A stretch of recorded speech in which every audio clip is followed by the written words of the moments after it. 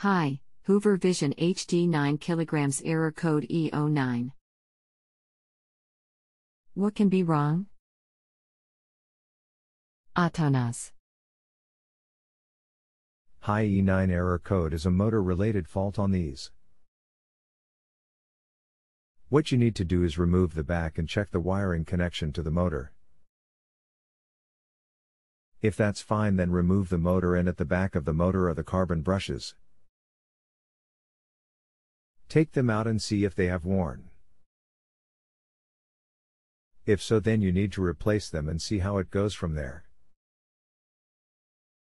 But if the motor checks out okay, then the control board will be the fault here and will need to be replaced. That's what the E09 error code means. It's a fault on the motor circuit, so check that out and see what you find. If you need any more info, just get back to me. Regards.